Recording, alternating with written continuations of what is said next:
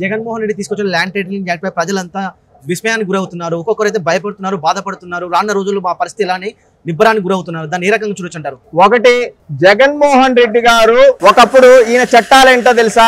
ఈయన మాటలు మాత్రం కోటలు దాటుతూ ఉంటాయి. ఈయన ఒకప్పుడు కనీసం శాసనసభ్యుడు కూడా కాకముందు తన తండ్రి అధికారాన్ని పెట్టుకొని కొన్ని వేల ఎకరాలు ప్రజలకు దోచుకుతున్నాడు.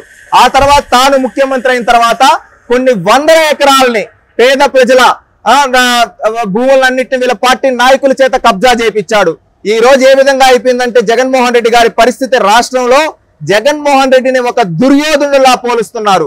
ఏ విధంగా అంటే ఈ రోజు పేద ప్రజల ధనమాన ప్రాణాలను దోచుకు తింటున్న ఈ జగన్మోహన్ రెడ్డిని గద్దె దించడానికి ఈ రోజు రాష్ట్రంలో ఉండే ప్రజలంతా ఏకమయ్యారు. ఒక్కటి ఆలోచించండి, ఒకప్పుడు పాండవులు వచ్చి మాకు భూమి ఇవ్వండి అని చెప్పి రాయబారానికి పంపిస్తే ఆ రోజు దుర్యోధనుడు ఏ విధంగా అహంకారంతో నేను 5 ఊళ్ళు కాదు కదా, ఇంచు భూమి కూడా ఇవ్వను, ఏం పీక్కుంటారో పీక్కు అంటే కురుక్షేత్రం మొదలై ఏ విధంగా అయితే కౌరవ సైన్యాన్ని కౌరవులందరినీ పాండవులు దహించి వేశారో అదే విధంగా రేపు జరగనున్న ఆంధ్రప్రదేశ్ రాష్ట్రం కురుక్షేత్రంలో ప్రతి ఒక్క పేదవాడు ఒక పాండవుడై ఈ కౌరవ సైన్యం 151 మంది ఎమ్మెల్యేలని వైఎస్ఆర్సీపీ పార్టీని భూస్థాపితం చేయడానికి సిద్ధంగా ఉన్నారు. ఎందుకంటే ఈ రోజు పేదవాళ్ళ భూమిని ఒక నల్ల చట్టం తీసుకొని వచ్చి ల్యాండ్ టైటిలింగ్ యాక్ట్ అని చెప్పి ప్రతి పేదవాడి భూమిని తానే దోచుకు తినడానికి జగన్మోహన్ రెడ్డి పన్నిన కుట్రని ప్రజలు గ్రహించారు.